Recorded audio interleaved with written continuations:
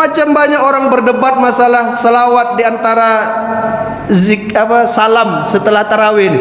Debat masing-masing, Pak. Yang satu bilang, siapa yang nambah selawat di tarawih itu nambah-nambah masuk neraka, katanya. Oh, hebat tuh. Yang buat siapa yang selawat tapi dia tak menjawab, maka itu pun masuk neraka. Apa hukum selawat di sela-sela tarawih kita?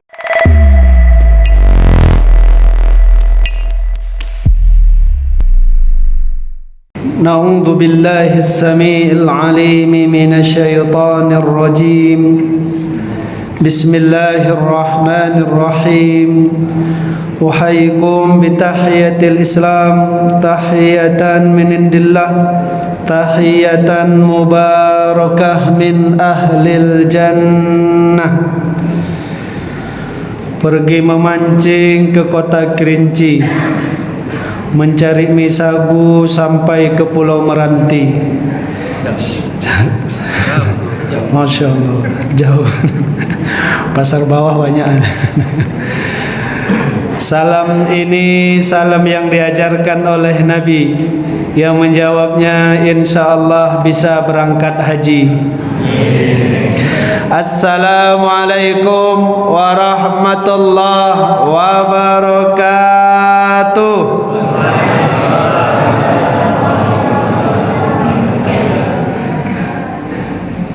Alhamdulillah alladzi 'allama al-insana ma lam ya'lam wa 'allama kulla syai'in bil qalam.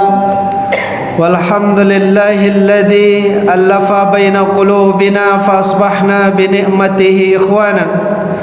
Allahu ahadus samad alladzi lam yalid wa lam yulad wa lam yakul lahu kufuwan ahad. Nashhadu an la ilaha illallah wa nashhadu anna Muhammadan abduhu wa rasuluh. Allahumma salli wa sallim wa barik ala habibina Muhammad sallallahu alaihi wasallam.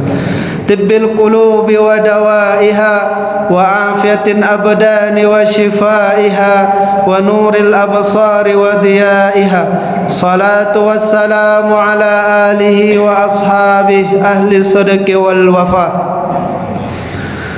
Wa qala Rasulullah sallallahu alaihi wasallam fima rawahu Imam Muslim. Kita bahasakan dalam bahasa Indonesia saja. Berkumpul manusia itu dalam suatu majelis, maka Allah berkata kepada yang berkumpul di majelis itu, ku rahmati mereka, ku ampuni semua dosa mereka. Lalu malaikat bertanya, ya Allah, ada seorang di antara mereka yang di dalam majelis itu tak ada niat dia untuk dengarkan kajian, tak ada niat dia untuk hadir majelis, dia duduk di situ hanya untuk berehat-rehat saja, hanya untuk singgah saja. Maka Allah katakan, yang berehat dan singgah itu pun ku ampuni dan ku rahmati. Insyaallah. Itulah berkahnya majelis itu, Bapak Ibu. Maka kalau berkahnya banyak, ujiannya banyak. Apa ujian majelis itu? Ngantuk. Jadi ada jamaah cerita sama saya, Pak Ustadz, saya sudah sebulan tak tidur. Hebat betul Bapak ni. Tak pusing bala Bapak? Enggak, Pak Ustadz. Yang mau saya tanya, boleh enggak saya tahajud? Saya bilang boleh. Kenapa boleh, Ustadz? Karena Bapak sakit, orang tak bisa tidur tu uzur, sakit. Dalam fikih sakit tu termasuk bab uzur. Uzur itu membolehkan yang tak boleh. Jadi saya boleh tahajud, Pak Ustaz? Boleh. Terus saya bilang, Bapak mau saya kasih tips supaya tidur? Mau, Pak Ustaz. Kalau ada pengajian malam, datang Bapak. Insya Allah, Pak. Tak perlu obat tidur. Begitu Ustaz ceramah. Jadi kalau tak bisa tidur, jangan minum obat tidur, Bapak Ibu. Dengarkan aja lah ceramah. Insya Allah. Alhamdulillah, bersyukur kita kepada Allah malam hari ini. Masya Allah, hadir ramai kita. Dan insya Allah bertahan yang ramai ini, insya Allah. Karena saya tanya, ada 3 bahasa orang tarawih sekarang, Pak Ustadz.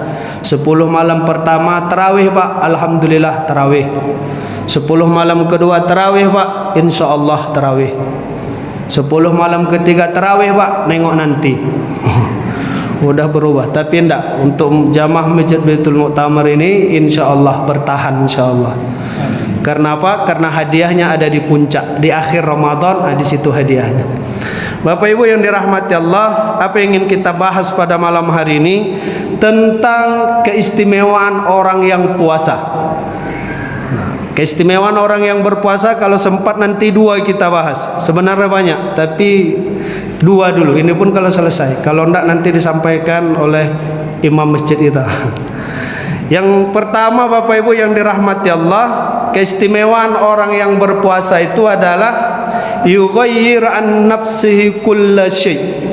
Semua yang ada dalam dirinya itu berubah. Nah, itu keistimewaan orang puasa. Jadi bahasanya tidak ada bagi orang yang berpuasa nilainya biasa, tidak ada. Semua nilai yang dilakukan oleh orang yang berpuasa itu semuanya istimewa, semuanya mulia, semuanya tinggi derajatnya. Hadis riwayat Imam Muslim disampaikan kepada kita, yudhaif, dilipat gandakan oleh Allah. Berapa kali lipat? Bi asyaratin amsalihha, 10 kali lipat. Bahkan ila 700 dhifin, 700 kali lipat. Masyaallah. Di mana ada nilai itu? Tidak ada di bulan yang lain kecuali bulan Ramadan. Jadi hitungan matematikanya Bapak Ibu, kalau kita sedekah di luar bulan Ramadan 700 kali lipat Allah kasih nilainya. Masuk bulan Ramadan dilipat gandakan 700 tadi itu, ditambah dikalikan 700. Berapa itu? Banyak. 700 kali 700 banyak. Itu bukan kita yang bilang, Nabi. Maka bagi orang yang berpuasa ini tidak ada istilahnya mubah, artinya boleh. Bagi orang yang berpuasa itu cuma 2 saja. Kalau tidak sunnah, wajib. Walaupun kita paham hukum dalam agama kita itu ada 5. Ada 5 hukum dalam agama: wajib, sunnah, mubah, makruh, haram. Kalau dia perintah, kalau tidak wajib, sunnah. Kalau dia larangan, kalau tidak makruh, haram. Jadi kalau kita mengkaji sebenarnya, kalau mau tahu tanya hukum misalkan, Pak Ustadz, apa hukumnya saya ziarah sebelum Ramadan? Nah, terus dikaji-kaji, oh tak boleh misalkan. Kenapa tak boleh? Karena Nabi tak ada lakukan. Oh boleh. Kenapa boleh? Karena Nabi pernah kerjakan.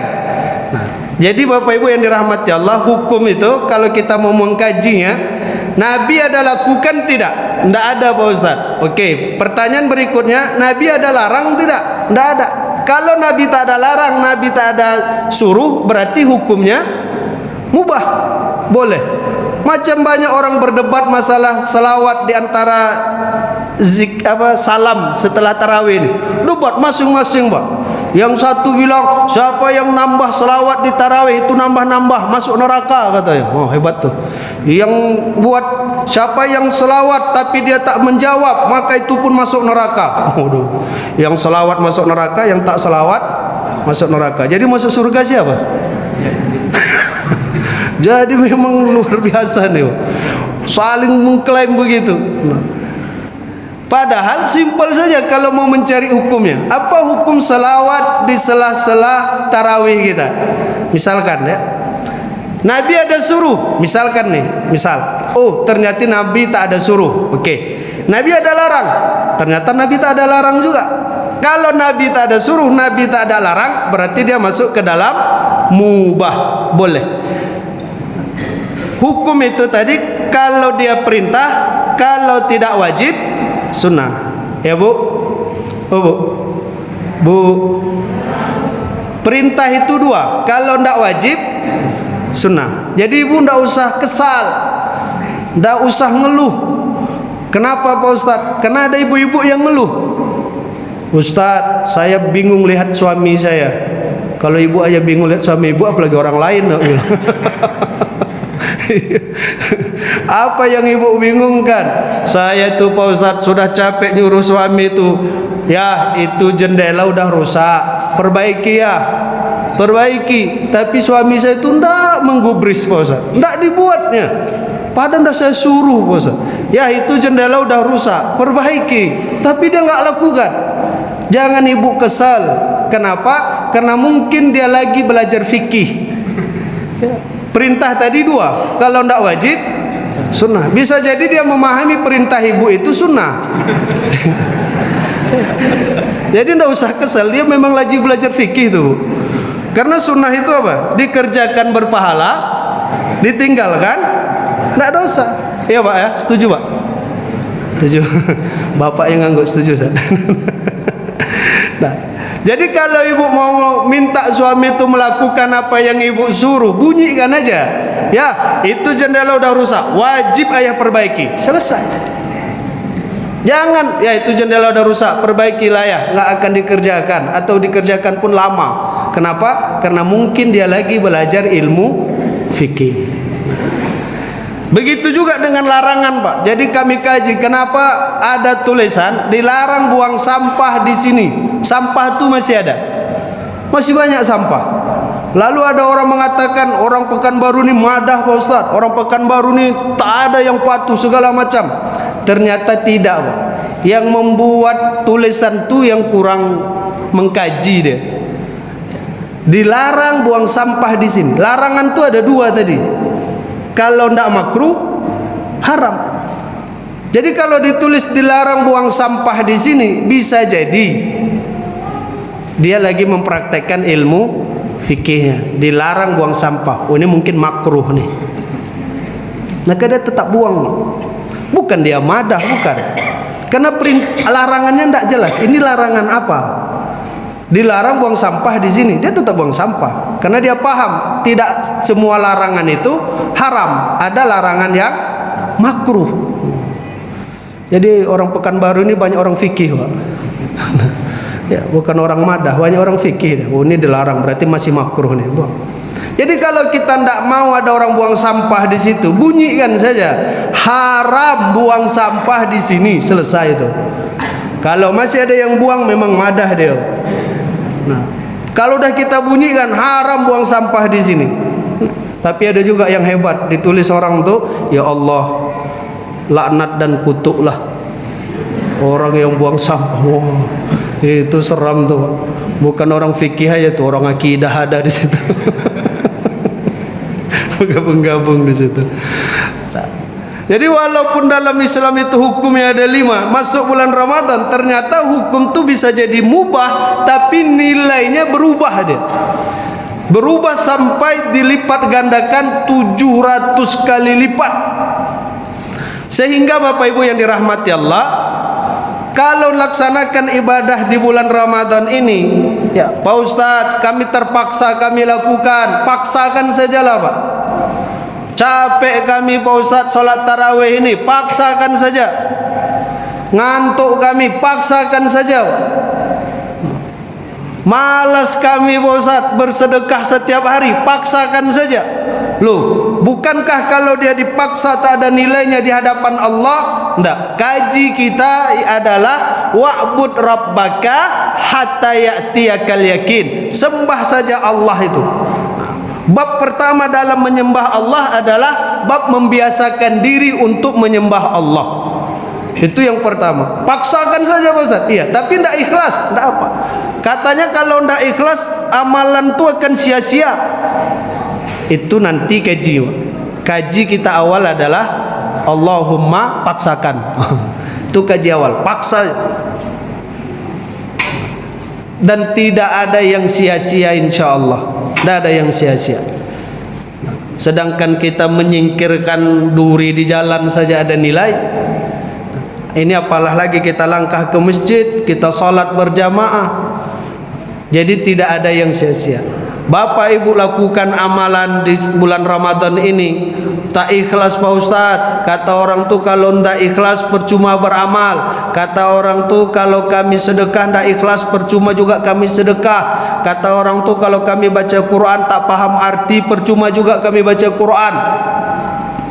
Tugas kita adalah wa'bud rabbaka hatta ya'tiyakal yakin. Sembah saja Allah sampai nanti kematian yang akan membuat kita berakhir melakukan amal ibadah. Masalah ikhlas tak ikhlas biar Allah yang nilai.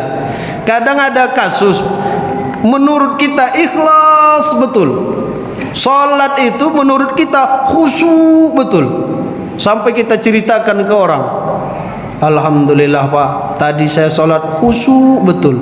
Itu bongak tuh.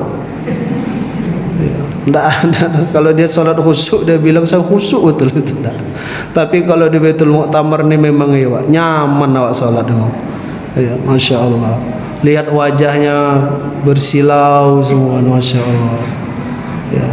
Tadi kalau pas Isya belum nampak silaunya, siap salat Isya langsung Masya Allah berkilau. Pas sujud tadi ya Allah nyaman betul gitu sujud. Saya berharap tadi salat Isya ini 8 rakaat. 8 rakaat ini biar banyak sujudnya, nyaman betul. Masya Allah. Insya Allah yang berwakaf Allah murahkan rezekinya insya Allah, sehat-sehat insya Allah. Nah. Jadi ketika kita beramal, kalau ada bahasanya tidak ikhlas, tidak khusyuk, tidak paham arti, amalkan saja dulu. Amalkan saja dulu. Nanti baru dalam level berikutnya kita mengkaji ilmu ikhlas, kita mengkaji ilmu fikih, kita mengkaji ilmu Quran dan lain sebagainya. Nah, di level awal tugas kita adalah beribadah. Kenapa? Karena kalau kita dipaksa beribadah itu lebih mulia daripada kita dibiarkan bermaksiat.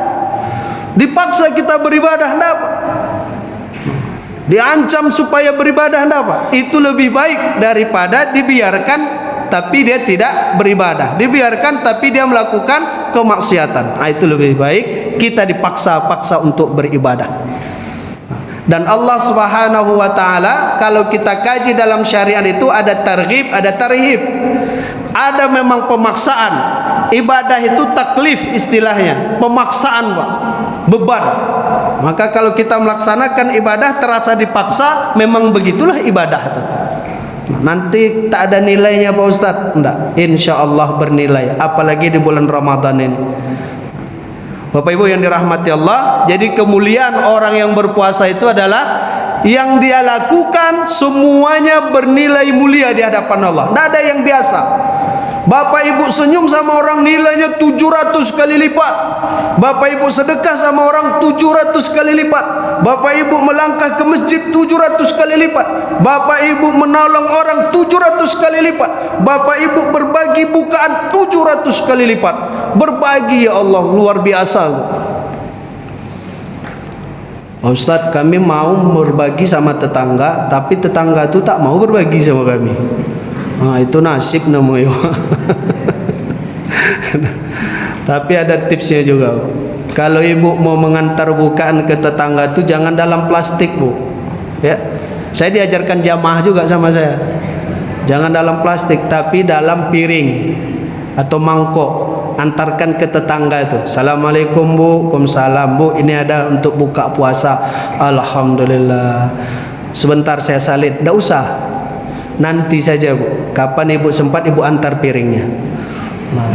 Mungkin piring itu balik kosong. Tidak mungkin. Pasti berisi dia. Itu udah caranya. Diantar piring itu pasti berisi. Iya Ustaz, kalau dibalik kan ini hilang. Piring-piringnya pun hilang. Itu nasib.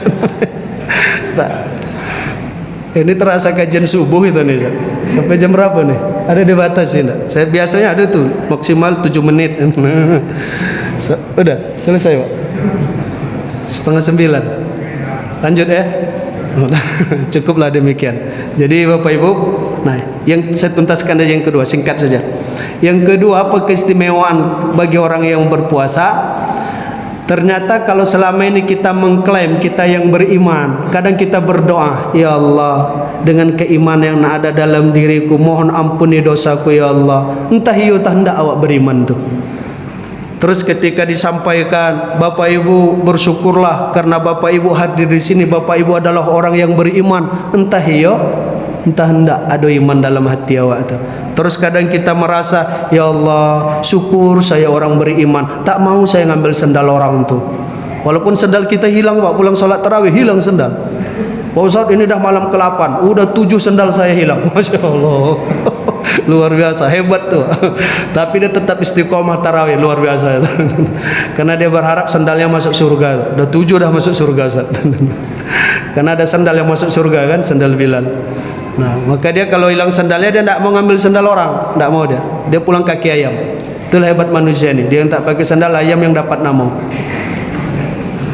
Tidur tak nyenyak, tidur ayam. Bangun kesiangan, rezeki dipatok ayam. Tulisannya jelek, cakar ayam.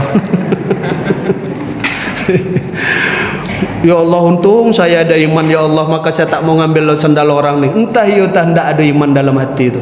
Tapi dengan bapak ibu berpuasa, Allahu Akbar. Tak perlu kita mengakui diri kita beriman, Wak. Tak perlu. Tak perlu ada dalam hati kita, ya Allah, aku adalah orang yang beriman. Tak perlu, Pak. Ya Allah, saya ini dilahirkan dari orang Islam yang insya Allah dalam badan saya ini ada sifat orang beriman. Tak perlu lagi kita mengklaim itu dengan kita berpuasa. Kenapa tak perlu Pak Ustaz? Karena Allah sendiri yang sudah mengatakan kita orang beriman.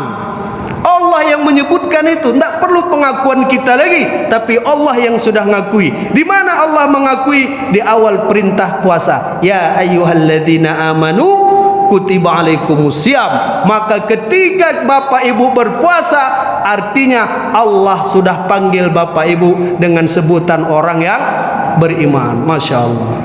Allahu alam. Ini saja mungkin bapak ibu. Kalau dilanjutkan nanti sampai jam 12 nih. Ya, karena melihat jamaah banyak begini terasa menjadi uas awak memang. Sehat selalu, bahagia selalu bapak ibu. InsyaAllah Allah berikan keberkahan Ramadan untuk bapak ibu sekalian. Awal Ramadan mendapatkan rahmat, pertengahan Ramadan mendapatkan maghfirah, akhir Ramadan Allah bebaskan dari semua kegelisahan, terutama dibebaskan dari siksa neraka insyaallah. Amin ya rabbal alamin. Bersyukur bisa berpuasa karena satu, kita semua amalan menjadi bernilai. Yang kedua, karena Allah sudah panggil bapak ibu dengan sebutan orang yang beriman. Taqabbalallahu minni wa minkum, taqabbal ya karim. Thumma assalamualaikum warahmatullahi wabarakatuh.